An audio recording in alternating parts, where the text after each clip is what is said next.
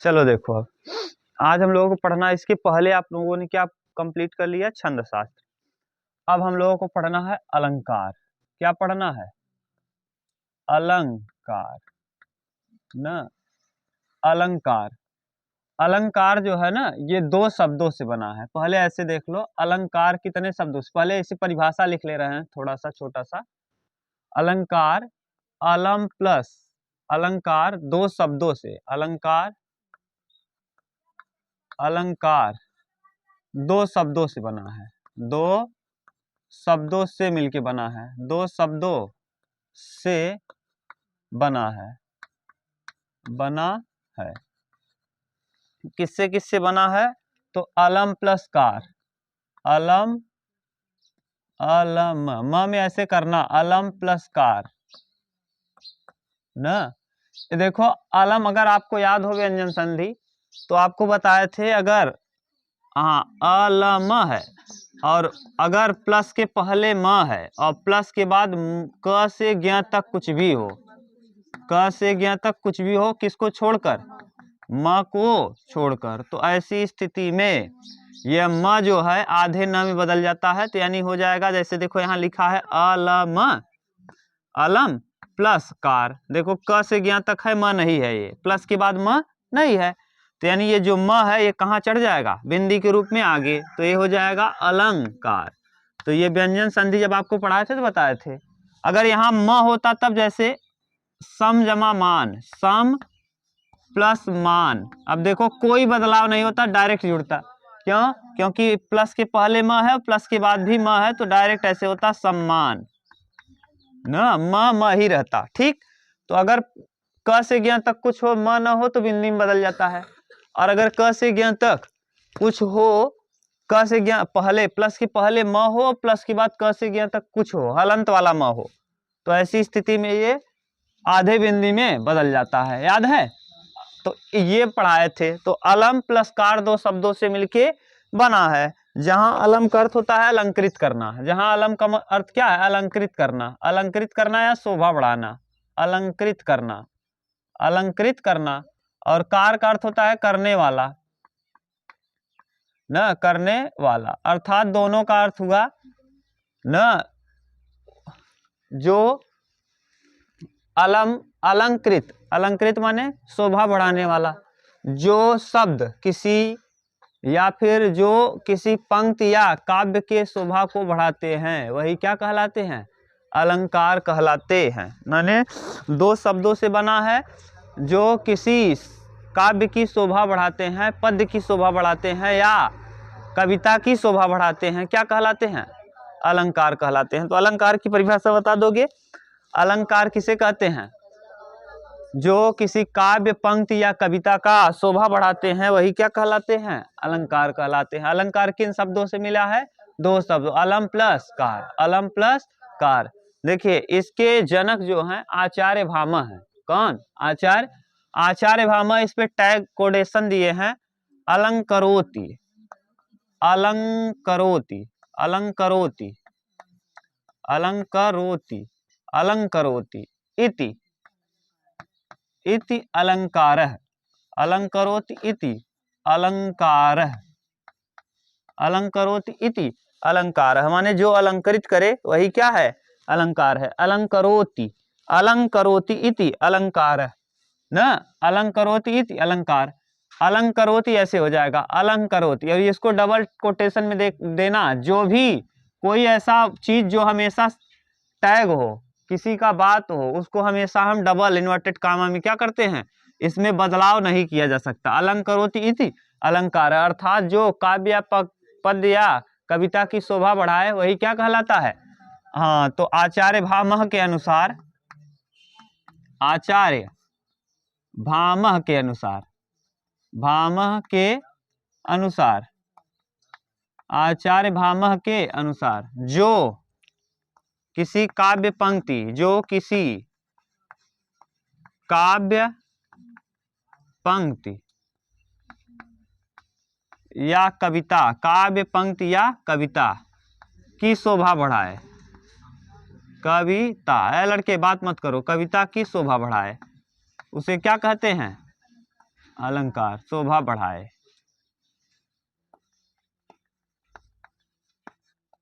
उसे अलंकार कहते हैं। ये है अलंकार कहते हैं। ठीक, अब बताओ ये हो गया किसके अनुसार? आचार्य भामह।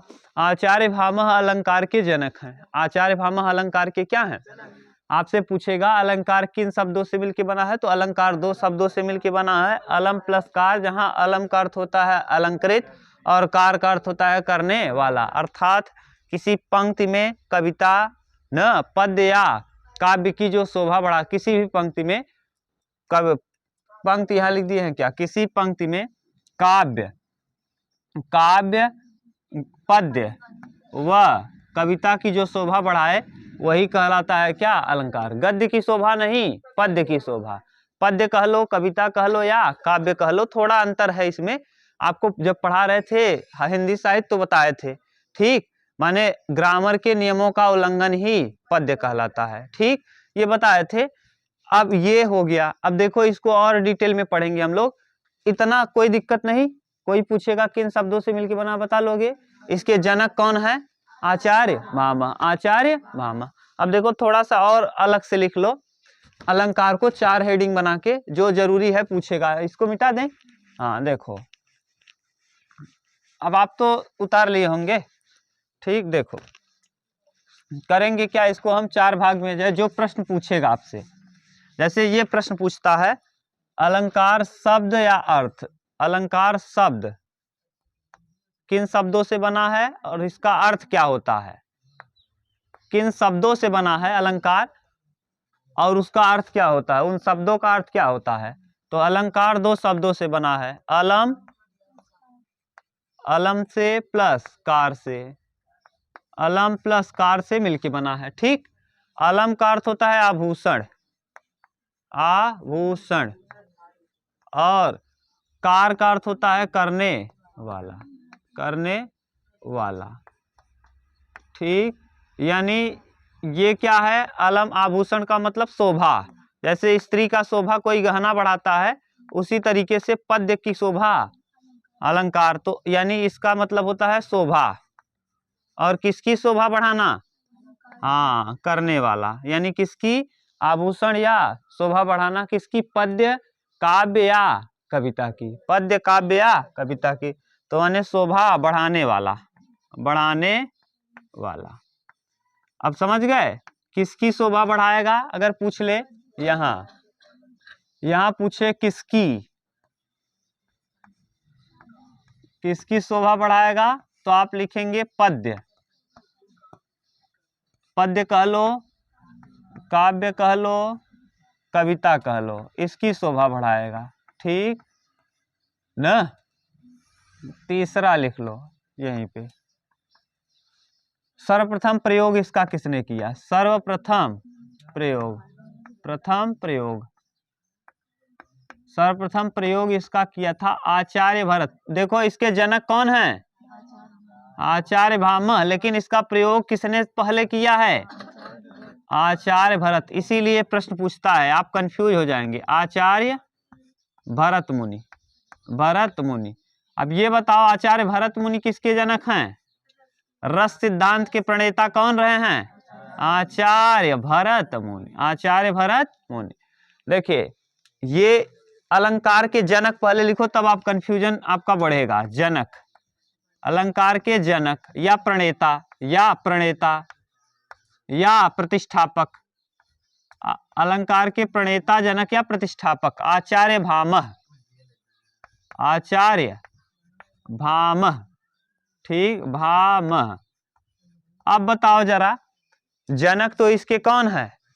भामह, लेकिन इसका सर्वप्रथम प्रयोग कौन कर रहा है? आचार्य भरत मुनि। और भरत मुनि ने अपने किसमें किया? नाट्य शास्त्र में किया है। किसमें? नाट्य शास्त्र में। किसमें कर दिया है? नाट्य शास्त्र में। और नाट्य शास्त्र में इन्होंने कितने अलंकारों का जिक्र किया है? 4 अलंकारों का जिक्र किया है। एक किया है उपमा का, दूसरा किया है रूपक का, तीसरा दीपक का, और चौथा उत्प्रेक्षा का। देख लेना, ये प्रश्न पूछता है उपमा रूपक दीपक और उत्प्रेक्षा। यमक लिख लो, उपमा रूपक दीपक और यमक। उत्प्रेक्षा की जगह क्या लिख दोगे? यमक, सॉरी यमक लिख लो, यमक। तो कितने का? 4। नाट्य शास्त्र में कितने अलंकारों का जिक्र इन्होंने किया है? 4। ये प्रश्न पूछेगा आपसे कि आचार्य भरत मुनि, सर्वप्रथम प्रयोग अलंकार का किसने किया? तो आचार्य भरत मुनि ने किया। कहाँ किया? नाट्य शास्त्र में किया। किस किस अलंकार, कितने अलंकारों का किया? तो 4 अलंकारों का। नाट्य शास्त्र में कितने अलंकारों का? 4। और उस 4 अलंकार में कौन कौन? उपमा रूपक दीपक और यमक। उपमा रूपक दीपक और यमक। उपमा रूपक दीपक और यमक। बताओ कहीं दिक्कत हो तो। ठीक। अलंकार शब्द का अर्थ क्या होता है? शब्द किससे, किन शब्दों से बना है? अलम प्लस कार, जिसका अर्थ होता है आभूषण, और कार का, अलम का अर्थ होता है अलंकृत करना या आभूषण, और कार का अर्थ होता है करने वाला। तो किसकी शोभा बढ़ाया गया करेगा? तो शोभा बढ़ाना, किसकी बढ़ाना? हाँ, पद्य काव्य या कविता की शोभा बढ़ाना। ठीक। अलंकार। अब पूछेगा अलंकार के भेद कितने हैं? तो अलंकार के मुख्य 2 भेद और कुल 3 भेद। मुख्य 2 और कुल 3। तो अलंकार के भेद, अलंकार के भेद, अलंकार के भेद लिखो। अलंकार के मुख्य 2 उतारो तब।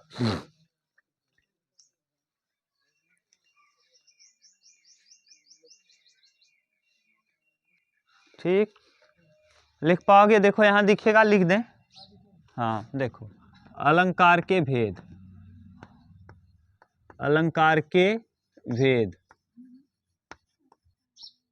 देखो अलंकार के भेद जब आएगा तो ऐसे लिखना, अलंकार के मुख्य, यहां नहीं आएगा, मिटा दें इसको, मिटा दें तभी आएगा ठीक से। उतार लो एक बार, स्क्रीनशॉट ले लेना ना। चलो जिसको पढ़ना, जो देख रहा है वीडियो अपना स्क्रीनशॉट ले ले। चलो अब हम लिखेंगे यहाँ। पहले आप बता दो अलंकार के जनक कौन है? आचार्य भामह। आचार्य भामह। लेकिन प्रयोग सर्वप्रथम किसने किया? आचार्य भरत मुनि। इन्होंने कितने अलंकार का जिक्र किया है? 4। उपमा रूपक दीपक और यमक। उपमा रूपक दीपक और, उपमा रूपक दीपक और यमक। उपमा रूपक दीपक और यमक। क्लियर? तो कितने अलंकारों का प्रयोग इन्होंने किया है? 4। उपमा रूपक दीपक और यमक। ठीक। उसके बाद आप लोग ये देख लिए कि इसके पिता कौन है? भामह। पिता भामह। इसका यह कितने शब्दों से बना है? 2 शब्दों से ना, जिसका अब इनका एक टैग है आचार्य भामह का, अलंकरोति इति अलंकार है। जो अलंकृत करे वही अलंकार, अर्थात जो काव्य की शोभा या किसी कविता की शोभा बढ़ाए वही अलंकार कहलाता है, पद्य की, काव्य की या कविता की। अब इसके भेद देखो, अलंकार के भेद यहां दिख रहा है ना, अलंकार के भेद, अलंकार के भेद। अलंकार के देखो मुख्य 2, मुख्य कितने भेद? मुख्य 2, मुख्य 2 भेद, 2 भेद हैं।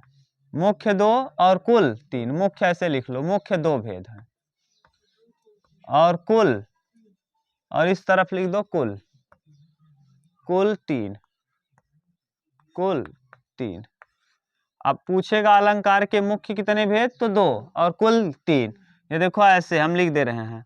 कौन कौन? शब्दालंकार, शब्दालंकार, शब्दालंकार, अर्थालंकार, यही दोनों मुख्य हैं। अर्थालंकार, अलंकार, और उभयालंकार। कौन सा? उभया अलंकार, शब्दा, अर्था और उभया। देखो उभया अलंकार के विषय में लिख लेना। आचार्य भोज ने न उभया अलंकार का प्रयोग करके अलंकारों के 3 भेद बताए। किसने बताया है उभया अलंकार? आचार्य भोज। तो नोट करके लिखना, आचार्य भोज ने उभया अलंकार का प्रयोग करके अलंकार के 3 भेद बता दिए। किसने? आचार्य भोज ने। ऐसे लिख लेना, आचार्य भोज ने उभया अलंकार का प्रयोग करके अलंकार के 3 भेद बता दिए। आचार्य भोज, आचार्य भोज ने उभया अलंकार का प्रयोग करके अलंकार के कितने भेद बता दिए? 3। ये लिख लेना, पूछेगा प्रश्न, किसने उभयालंकार का प्रयोग करके अलंकारों का 3 भेद बता दिया? आचार्य भोज ने। लिख सकते हो, लिखना नोट करके कि आचार्य भोज ने उभयालंकार का प्रयोग करके अलंकारों का कितना भेद बता दिया? 3 भेद। आचार्य भोज ने उभयालंकार का प्रयोग करके अलंकारों के कितने भेद बता दिए? 3। अलंकारों के 3 भेद। कहीं दिक्कत हो तो बताओ, कोई दिक्कत नहीं? बोलो बोलो, सही है। देखो अब शब्दालंकार, अर्थालंकार, ये 2 मुख्य भेद। जहां शब्द के माध्यम से काव्य या पंक्ति की शोभा बढ़ाई है, जहां किसके माध्यम से? जहां शब्द के माध्यम से, जहां शब्द के माध्यम से, शब्द के माध्यम से काव्य,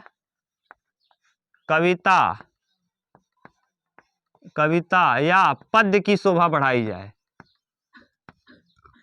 पद्य की शोभा बढ़ाई जाए,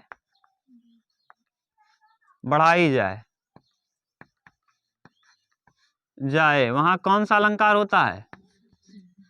वहां शब्दालंकार, वहां शब्दालंकार होता है, वहां शब्दालंकार होता है। ठीक, यहां लिखेंगे बिल्कुल सेम टू सेम, यही लिखना परिभाषा। जहां आपने लिखा है क्या? जहां शब्द की जगह लिख देना जहां अर्थ के माध्यम से, जहां किसके माध्यम से? अर्थ के माध्यम से काव्य, पंक्ति या काव्य, कविता या पद्य की शोभा बढ़ाई जाए। लिख लोगे काव्य, जहां लिख दे रहे हैं, जहां अर्थ के माध्यम से काव्य, पंक्ति, काव्य, कविता या पद्य की शोभा बढ़ाई जाए,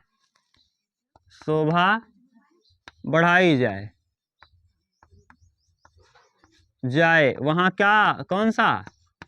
वहां अर्थालंकार। जहां दोनों के माध्यम से, दोनों के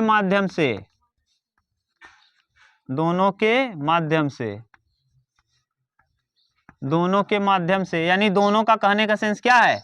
जहां शब्द प्लस अर्थ, यानी शब्द और अर्थ दोनों के माध्यम से काव्य या पंक्ति की शोभा बढ़ाई जाए, वहां कौन सा अलंकार होता है? उभयालंकार। उभयचर आप जानते हैं, जो जल और स्थल दोनों में रहे, जैसे मेढक उभयचर प्राणी है। तो यानी जहां दोनों के माध्यम से, शब्द और अर्थ दोनों के माध्यम से काव्य, पद्य या कविता की शोभा बढ़ाई जाती है, वहां कौन सा अलंकार होता है? उभया। अब बता पाओगे अब जैसे देखो उसमें गलती किए थे, हम बताए थे कई बार आपको, अब गलत किए थे, सही आप जानो। हम बताए थे जहां कर्ता कारक, कर्म कारक और कर्ता नहीं, वो आया था अभी कल आया था जो पेपर में, भाव, हाँ, कर्मवाच्य, कर्तृवाच्य, भाववाच्य।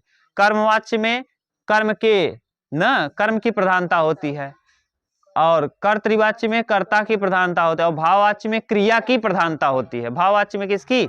क्रिया की। अब आप लोगों को बताए हैं, वीडियो अपलोड है, जाके देखना। एकदम ये बोले हैं कि भाववाच्य में क्रिया की प्रधानता, और उसमें देखे हैं हम टिक लगवाए हैं, इनमें से कोई नहीं। तो गलत मत किया करो, हम अच्छे से बताए हैं, जाके आज वीडियो अपलोड है, देखना। ठीक, जब संस्कृत पढ़ाए हैं वहां अपलोड है। तो उभयालंकार, अर्थालंकार, शब्दालंकार, तो माने अलंकार के कितने भेद? मुख्य 2 और कुल 3। मुख्य 2, कुल 3। आचार्य भोज ने उभयालंकार का प्रयोग करके अलंकारों के 3 भेद बताए हैं। किसने? आचार्य भोज ने। आचार्य भोज पूछेगा किसने उभयालंकार का प्रयोग करके अलंकारों का 3 भेद बताया? आचार्य भोज ने। किसने? आचार्य। अब देखो शब्दालंकार पढ़ेंगे, फिर हम लोग अर्थालंकार पढ़ेंगे, तब उभयालंकार पढ़ेंगे। शब्दालंकार के भी भेद 6 हैं, मुख्य 5, कुल 6, और कभी कभी 7 भी कह देगा ना। जो 6वां जोड़ा किसने जोड़ा, जो 7वां जोड़ा वो किसने जोड़ा, ये भी प्रश्न पूछता है। तो पहले आप इतना उतार लो, फिर हम लोग डालते हैं कौन सा हेडिंग? शब्दालंकार। और अलंकार के विषय में कुछ और महत्वपूर्ण जानकारी, इसको उतारो तब। देखो अगर कोई आपसे पूछ ले अलंकारों की संख्या बताइए, यहां तक तो क्लियर है ना? अलंकारों की अगर संख्या पूछ ले कि अलंकार की कुल संख्या कितनी है, तो आप देखिए अलंकारों की संख्या बताने में कंफ्यूज रहेंगे न। क्यों? क्योंकि अलग अलग विद्वानों ने अलग अलग अलंकारों की संख्या मानी है। देखो जैसे अभी आपको बताए थे कि सर्वप्रथम अलंकार का प्रयोग किसने किया था? भरत मुनि। तो भरत मुनि के अनुसार अलंकारों की संख्या 4 है। भरत मुनि के अनुसार अलंकारों की संख्या कितनी है? 4। भरत मुनि के अनुसार अलंकारों की संख्या 4 पूछेगा।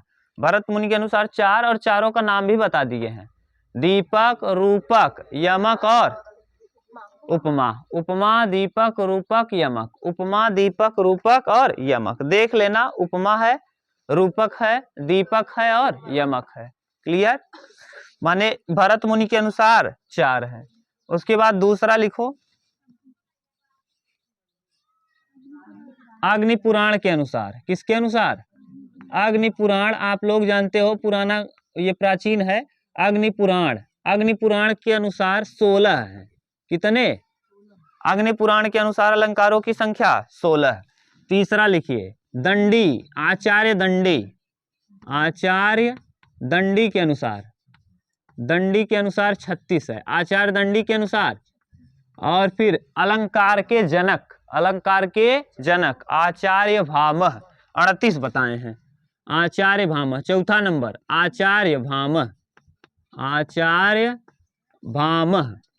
आचार्य भामह ने 38 अलंकार बताया है। कितना? 38। और 38 में इंपॉर्टेंट है, 2 शब्दा है। शब्दा की संख्या 2 और अर्था की संख्या 36। 36 और 2 38। यही पूछता है प्रश्न, यही पूछता है कि अलंकार के जनक आचार्य भामह ने कुल कितने अलंकार माने हैं? 38। कितने अलंकार? 38। जिसमें शब्दा अलंकार कितने हैं? 2। अर्था अलंकार 36। समझ गए? तो यानी भरत मुनि के अनुसार 4, अग्नि पुराण में 16, आचार्य दंडी ने 36, आचार्य भामह ने 38। लिखो अगला, 4 हो गया। पांचवा आचार्य मम्मट के अनुसार 67। मम्मट के अनुसार आचार्य मम्मट ने 67 माना है। छठवां आचार्य जयदेव ने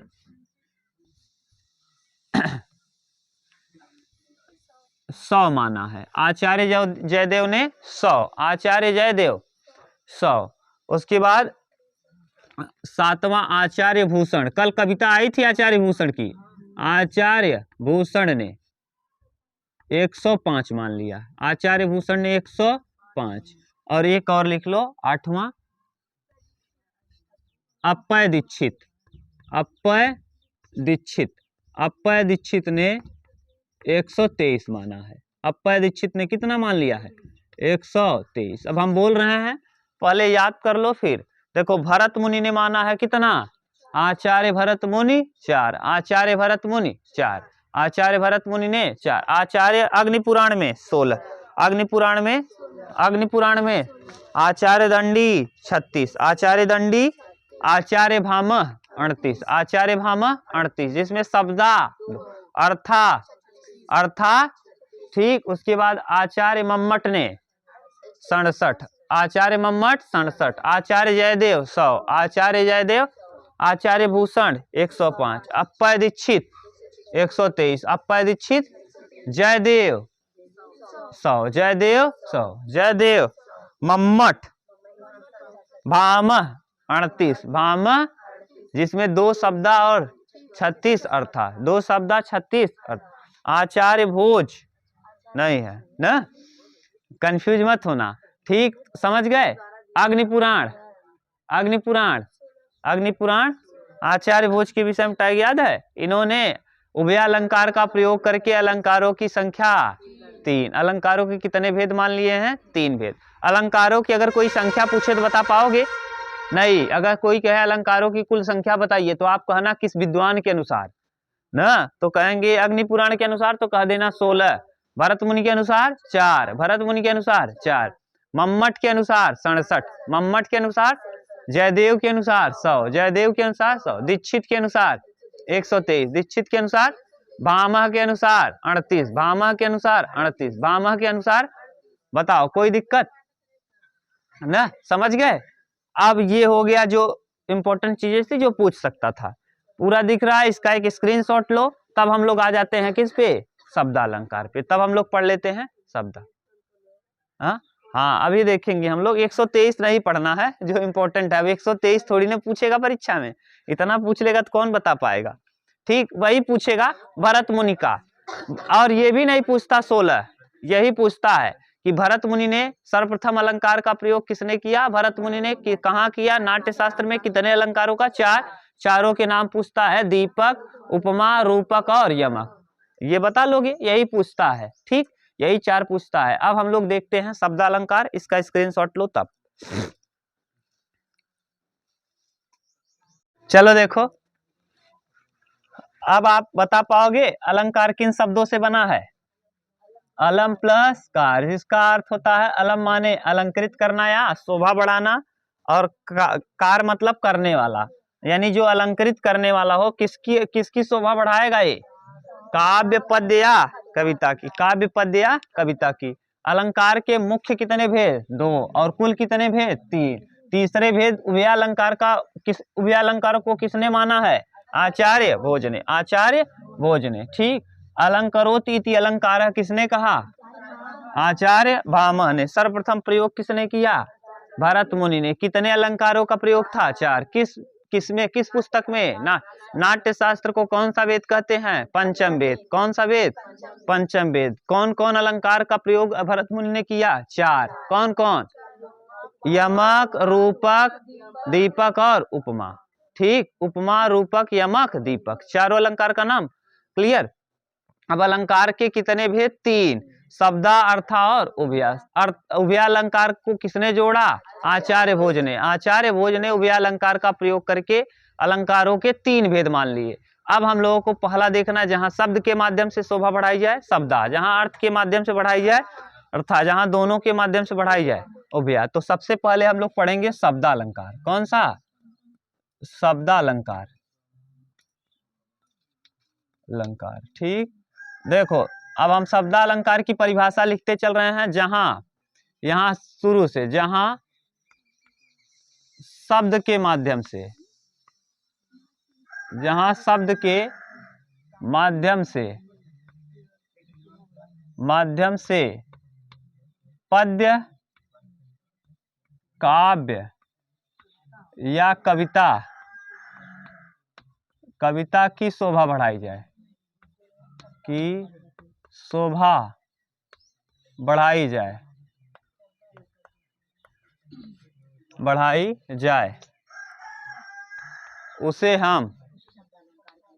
उसे शब्दालंकार कहते हैं। कौन सा अलंकार, शब्दालंकार कहते हैं।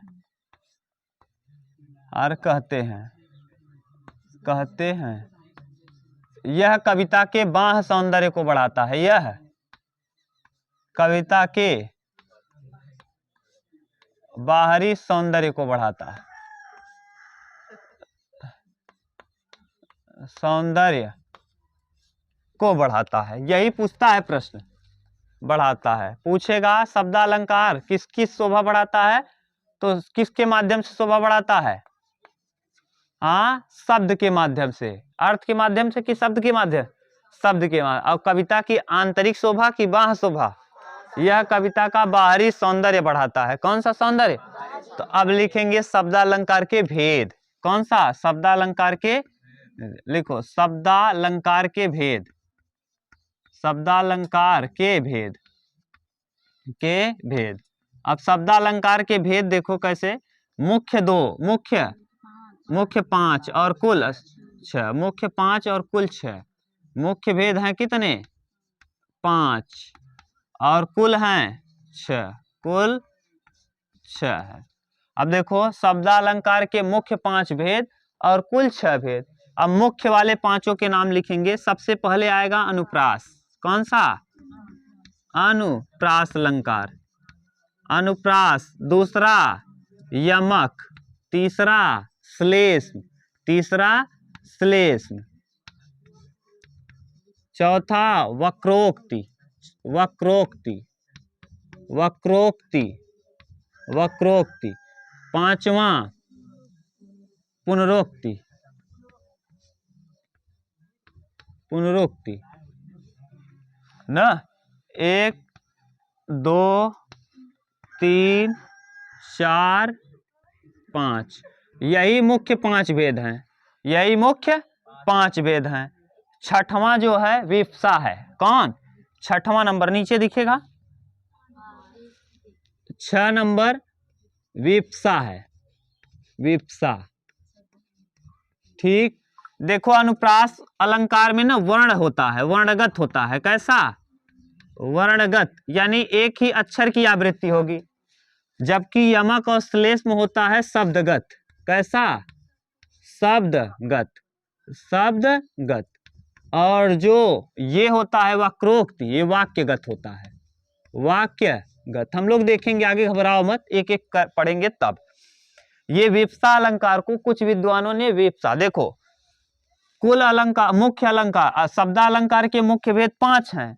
कुछ विद्वान विप्सा अलंकार को भी शामिल करके शब्दालंकार के कुल 6 भेद मानते हैं। तो कुछ विद्वान, यहाँ लिखना हो तो कुछ विद्वानों ने विप्सा अलंकार का नोट करके लिख लेना। कुछ विद्वानों ने विप्सा अलंकार को शामिल करके, अलंकार को शामिल करके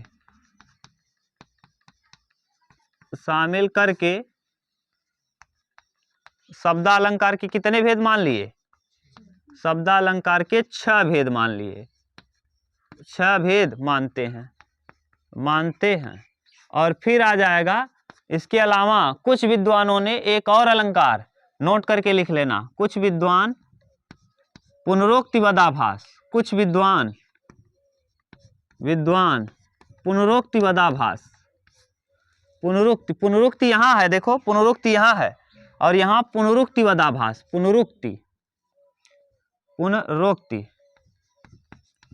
रोक्तिवदाभास का उपयोग करके, वदाभास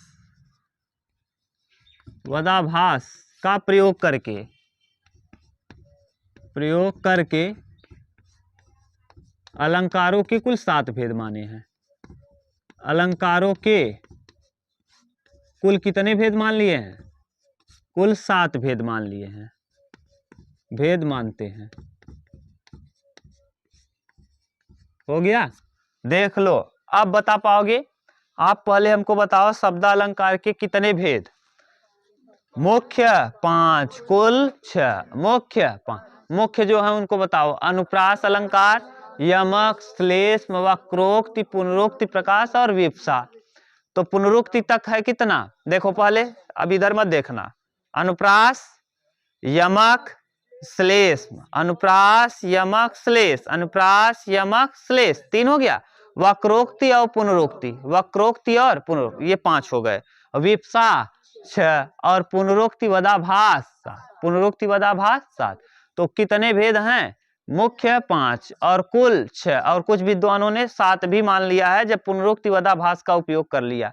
तो अब बताओ, बता पाओगे शब्दालंकार के कुल कितने भेद? मुख्य 5 और कुल 6। मुख्य 5 और कुल 6।